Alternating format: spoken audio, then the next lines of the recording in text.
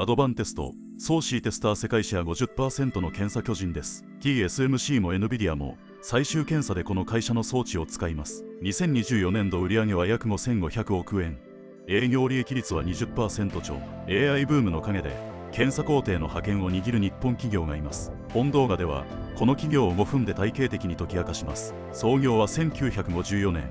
武田理研工業として東京で発足しました。当初は電子計測器メーカー、半導体は主力ではありませんでした。1968年、IC テスターに参入し業態転換が始まります。1980年代、メモリテスターで世界シェアを獲得しました。1985年、社名をアドバンテストへと変更しています。2000年代はメモリ偏重で半導体不況に苦しみました。2011年、シンガポールのベリジーを約12億ドルで買収。これによりソーシーテスターの首位を確立しました。2020年代、AI 半導体ブームで需要が急拡大します。 GPU や HBM の検査時間が長くなり、テスター需要は跳ね上がりました。2024年度、過去最高水準の業績を更新しています。電子計測器の老舗が AI 時代の主役へ躍り出たのです。売上は2020年から2024年までで約2倍に拡大しました。2022年に4000億円を突破。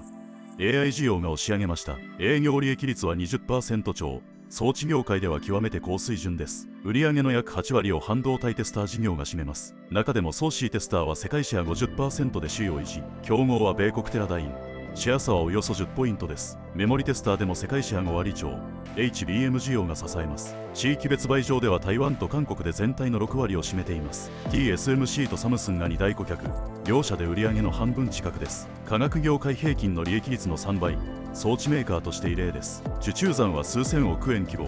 AI 需要の長期化を示しています。顧客はファウンドリー、IDM、OSAT と半導体製造の前層に及びます。TSMC の最終検査ラインはこの会社のテスターで構成されます。 NVIDIA の GPU、Apple の MK チップも検査を経て出荷されます。 SK ハイニックスの HBM はこの会社のメモリテスターで品質保証されます。競合は米国テラダイン1社。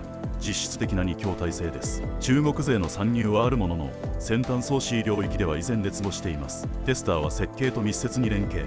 参入障壁が極めて高い領域です。顧客との関係は10年単位。装置と検査プログラムが一体化します。もしこの会社が止まれば、世界の先端チップ出荷は遅延します。AI 半導体の検査時間は従来比で数倍。